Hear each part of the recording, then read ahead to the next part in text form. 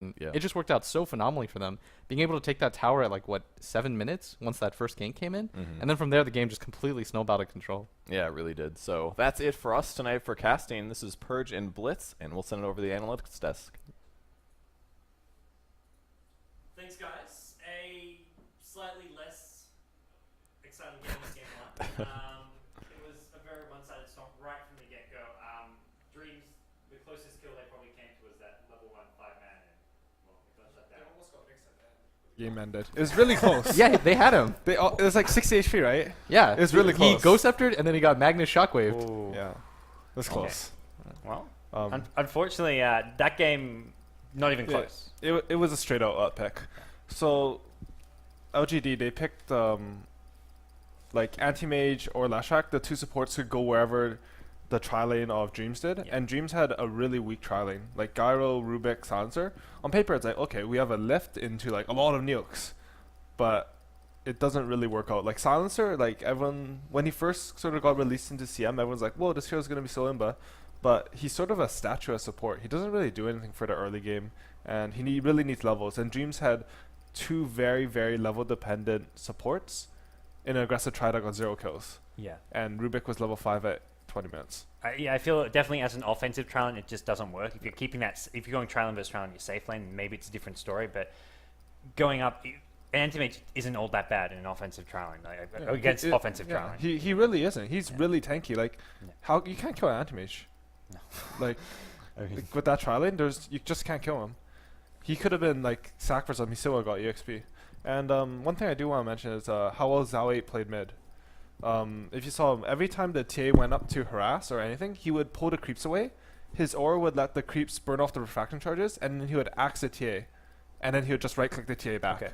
So he was able to do pretty well mid. I think Dream thought that their TA would crush mid, and they were sort of banking off that. At one point, he had 14 CS and TA had 12 CS. Yeah. It was pretty much dead even, and if anything, you give a slight edge to the Beastmaster. But if Beastmaster breaks even in that lane, he's gonna have so much mid game impact. Yeah, TA never. I mean, no one ever got involved. Though he didn't get a single kill the entire game. But Yeah. LGD from start to finish controlled the whole game.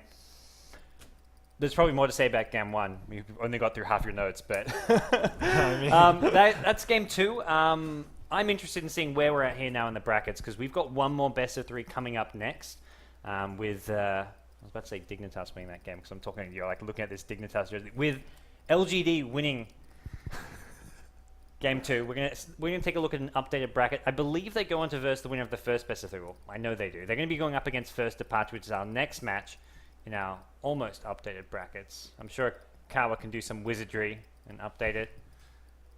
5 seconds, 4 seconds, 3 seconds, 2 seconds.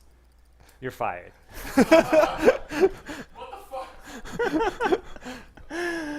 Oh, and amount of vodka. Everything's going wrong here on the stream. But yeah, we'll get you an update bracket in a second. But next best of 3 is our winners match, which is going to be LGD China up against First Departure. The matchup not many people expected. LGD, of course, expected to win, but First Departure having caused an upset in their previous match against Rattlesnake. So definitely looking forward to that one to see what First Departure can do, whether or not their playstyle will actually match up well against LGD China. Yeah, it's really looking to be a good match. Yeah. Well, I believe you'll actually be casting that one as well. Yeah, I will. We'll get LD off his chair, and he'll be back in the casting desk as well. But guys, we'll come back from a break and have an updated bracket for you. But for now, thanks for tuning in. Big thanks to Purge and Blitz for casting. I'll be saying hello to Blitz. He can come sit on my lap on the panel in a second. That was a cute little wave. Too bad it wasn't caught on camera. He's sort of creepy. When I was messing with Kevin earlier. You should just go for it. Make sure you're on camera when you do it, though. So he wasn't getting uncomfortable while you're stroking his legs. There you go. Here's your chance. You know, I was gonna say I'm here with Purge, and I almost called him my waifu. I was like half a second. I was like, I'm here with Purge, my wife. That's okay. Well, everyone's 18 here. You're 18, yeah. Okay, just to make sure if I like play footsies with you or anything, it's totally okay. All right, it's all PC here on the Beyond the Summit stream, guys. We're gonna take a quick break on that note. We'll be back soon with our next live match, LGD China taking on First Departure.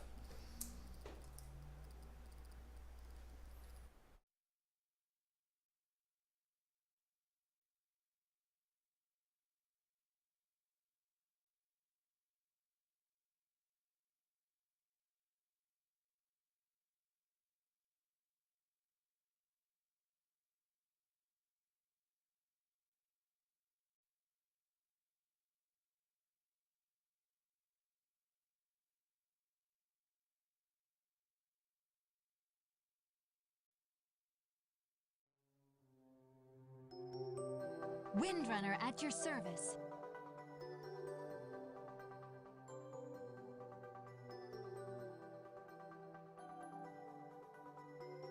Time for target practice.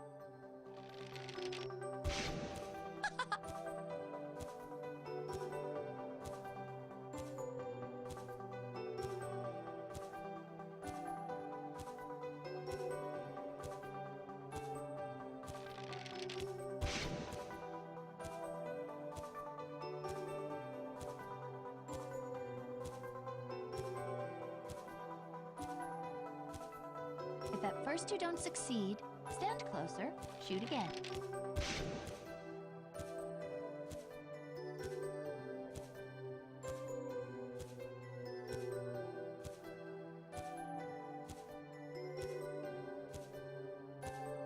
Ah!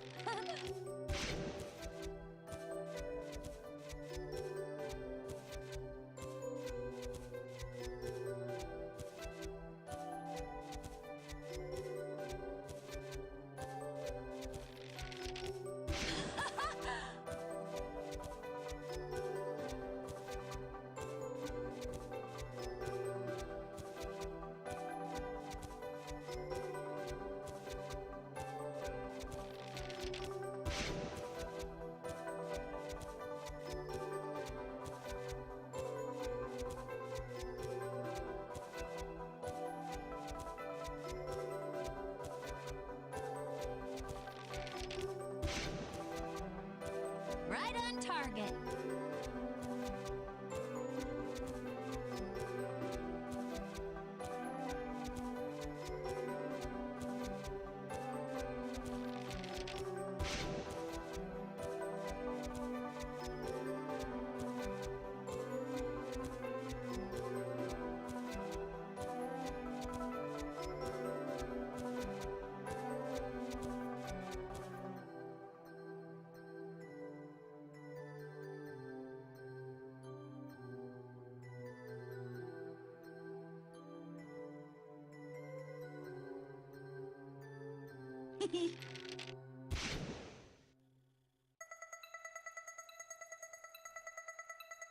My spirit may be locked in ice, but my rage still burns.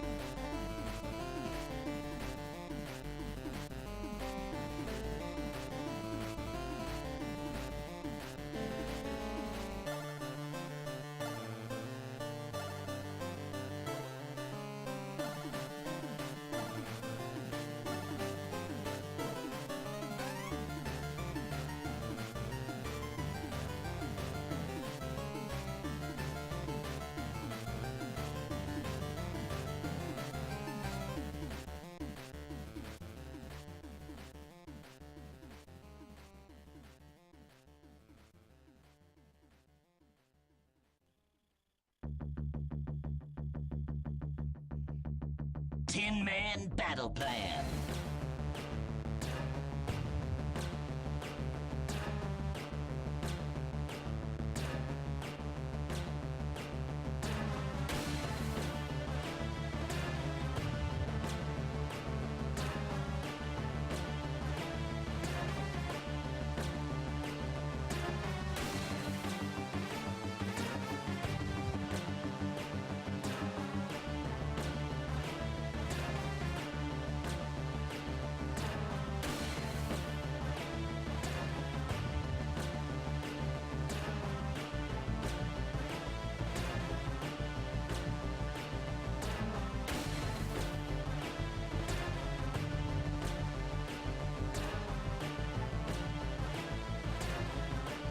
I am a can of whoop-ass.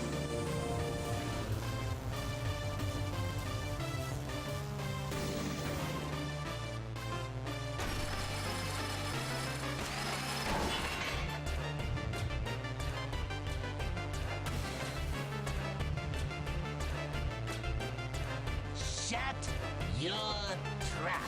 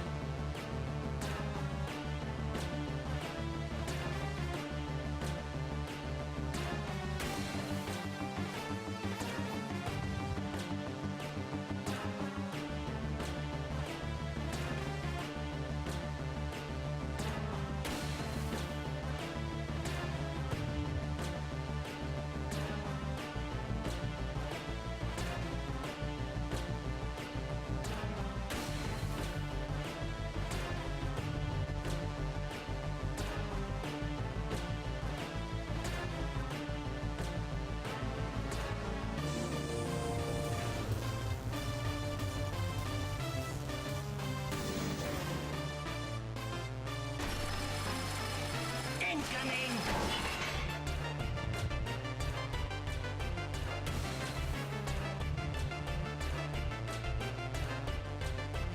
The turtle wins the race.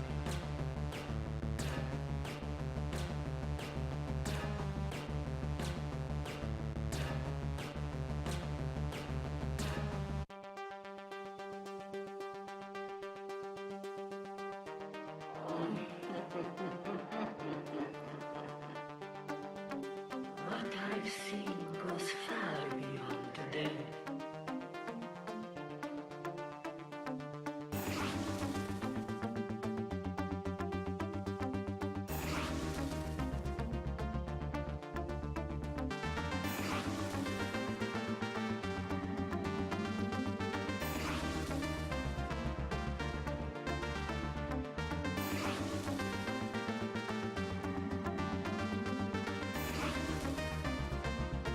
Go, my sweet sister.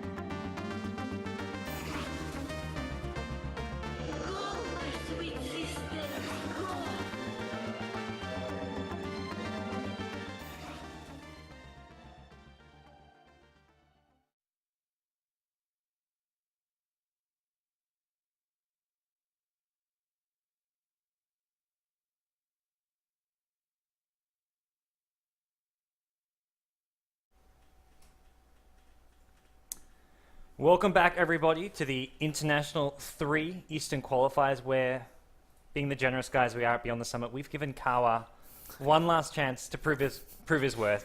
Can we see an updated brackets for Group A with Kawa? No way. Oh. I was worried for a second. Oh my god. Okay, so a little backstory to this. Kawa actually had Rattlesnakes and First Departure both in the loser bracket finals. That would be a first for a double elimination group stage, since these two teams played each other in round one. It is physically impossible for them to end up in the losers bracket, but somehow Kawa thought that was the correct bracket.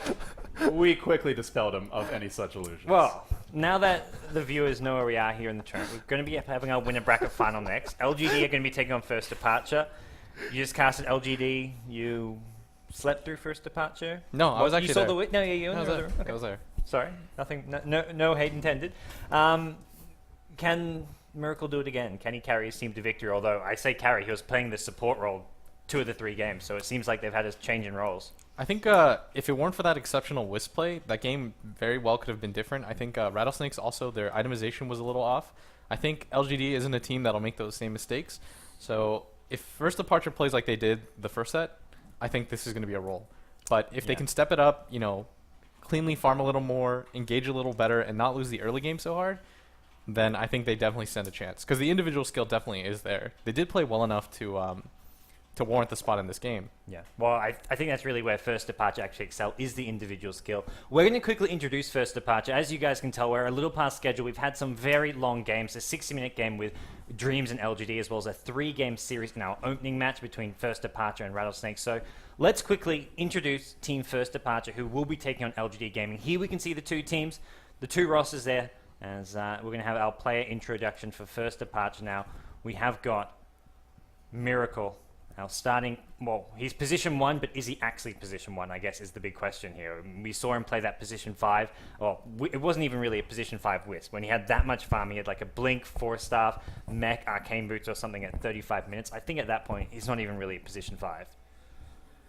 Moving on, next player for First Departure. We do have the solo mid player for First Departure. It is Pelusin, known for some epic mag plays throughout sort of the lead-up tournaments to this competition.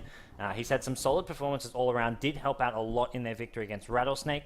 We have then our 3-position player for First Departure, who is Hannah, known for some of his offlane play. Actually, a fantastic Lone Druid, and I think that was one of the Game 3 with the Lone Druid. His play there was absolutely phenomenal. He was almost the MVP for me in that Game 3.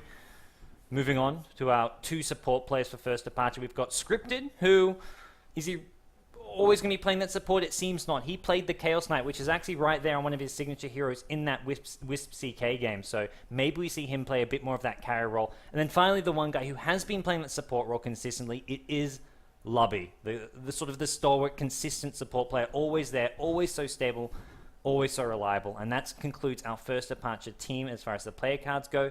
How does everything combine, though, together? As far as the team composition goes, heavy individual skill, very little experience. They're a young team. Miracle's only 17, but it didn't really show. No, he actually played really phenomenally. And the thing I'd like to point out is, even though he's naturally the one player, I think Puppy said if you play Dota, you don't play a specific role. You're just playing Dota. And the fact that they're able to kind of swap around like that really speaks to their individual skill. Yep. Well, that's First Departure, and we'll have to see how they do against LGD.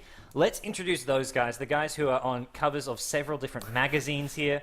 We have got Sylar, the carry player who, well, as AUI said last game, his Luna play was absolutely phenomenal in the game. Well, the game 1 up against Dreamz really carried his team to victory. We've got Zhao 8, the captain, the playmaker, Director 8 himself. He's known for just controlling the game, orchestrating the strategies that wear down opponents and just sort of figure them out. Then we have the most handsome Dota player in China, possibly even the world. You messed that comment up. You just passed the most handsome Dota player in China. No.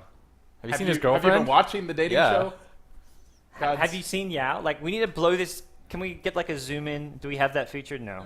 Like, you want to see all the pores on his nose kind of shot? Big shout out, of course, to Way to Death or Sam, who's done all our overlays and stuff for us. But new feature to work on is a zoom in. I want to zoom in right now on Yao.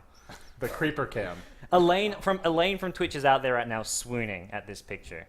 I think I sent her in HD, to be honest, and I don't want to know where that led, but luckily Kawa takes the cue and moves on. We've got DDC, the guy known for some support play for the team, although back in TI2 actually played Chaos Knight for the team, so not always a support play, was playing that solo role for a small period of time when Long DD was on the team. Then finally, the dark sheep of the group. He's looking pretty suave here. It's DD, who's the 5-position support player for Team LGD.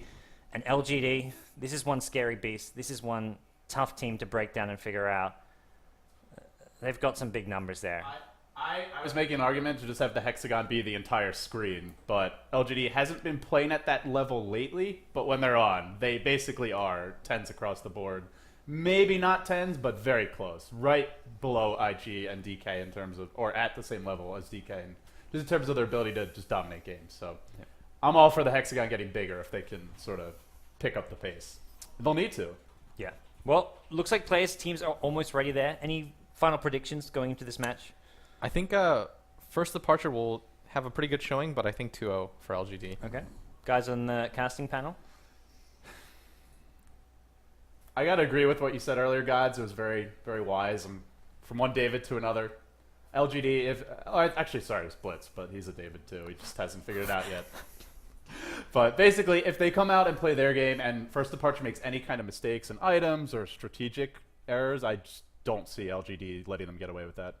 Yeah. But AUI, you're the expert. What do you think? I mean, I think LGD didn't play their best game 1 against Dreamz, but game 2 they really showed what they're capable of, and if they continue playing like that, and they're such an experienced team, so I think they will. They're just I think it will be a pretty one-sided match. Do you think the Wisp would make a difference if First Departure gets it? I think they're gonna look to ban the Wisp after those last games. If they pick Wisp in the first 3 for First Departure, I think LGD will have strategies prepared for it, because I know LGD tried to run that hero so many times against them. They live in the same house, practice together. Yeah. Well, I guess if you play against Wisp enough, you kind of get more comfortable dealing with it too. So, well. I'm going to disagree with everyone. I'm thinking what else First Departure are going to be the dark horse of the tournament. They're going to take down LGD here.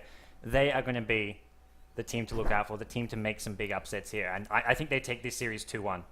So, I'm going out on a limb here. Shots fired? I don't buy it. I'm not buying it. Let's see, but I'm not convinced. Anyways, they were amazing though. Yeah, teams players are ready. They're getting a bit impatient. So without much further ado, guys, thanks everyone for tuning in. We do appreciate it so much here at Beyond the Summit. We're going to hop ourselves now into the live match. Take it away, LD and AUI.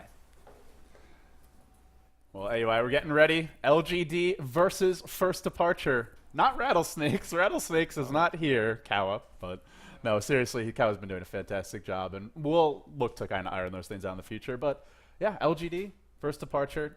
I think it's going to be all LGD all the way, but I'd love to be proven wrong. And First Departure has definitely shown that the potential to put up a really good game. Yeah, I mean, look, besides Wisp, what sort of other pocket strategies? I mean, you obviously don't know the team that well, but having seen LGD, are there certain kinds of styles or picks that you think might work well against them?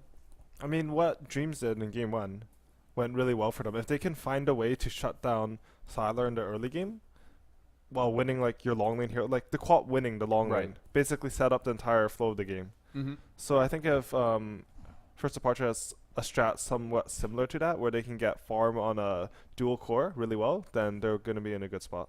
Okay, let's see if they can do it. The game is loading. We're about to hop in. It's time for game 1 of LGD China versus Armageddon, First Departure. They came out hot today. Let's see if they can keep it rolling. The winner of this match will secure themselves a spot in the next round of the International 3 East Qualifier, where they will be only one phase away from a guaranteed trip to Seattle. But we're getting ahead of ourselves. It's game 1. First Departure versus LGD.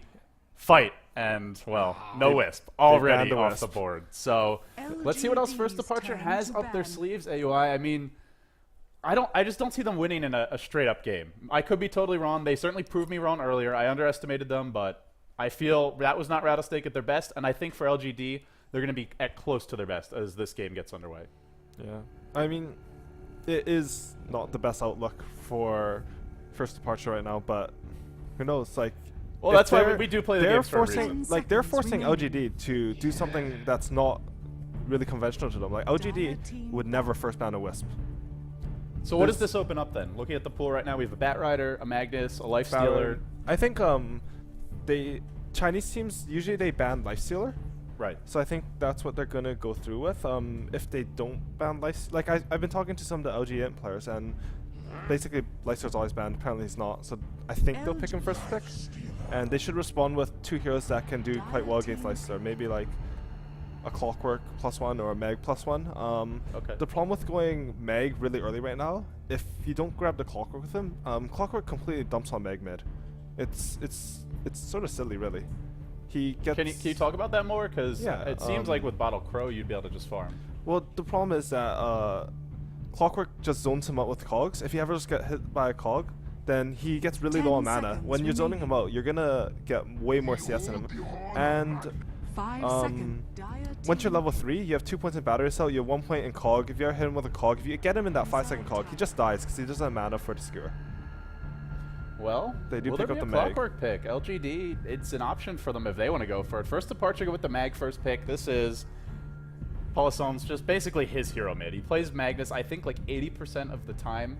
We've seen the Puck earlier today, but I feel the Magnus is the one he's most And accustomed to. this is good. This is 2 heroes that sort of lock down that Lifestealer. I really would like to see a Clockwork pick out from LGD. Not only is it ridiculously good against the Meg, if they ever hook on that Shadow Demon, he dies. Like, he just dies. I mean, can you actually even cast Disruption when you're eating Battery Salt if there's nothing else there? I think you can. But even then, you're still I gonna feel die. like the Lifestealer will be inside Clockwork, and he's not Right. going to live through the 10 hook seconds disable. remaining. So with that being said, LGD, they'll now enter the second 5 stage of these seconds picks, and what are they remaining. going to go for? They have the Lifestealer. They could go aggressive with this. You mentioned the Clockwork can go mid. Reserve time. I would First also- Departure has picked a pretty defensive lineup so far. Okay, so take a Queen of Pain and a Last Track, which is also good. I mean, Queen of Pain is the other hero that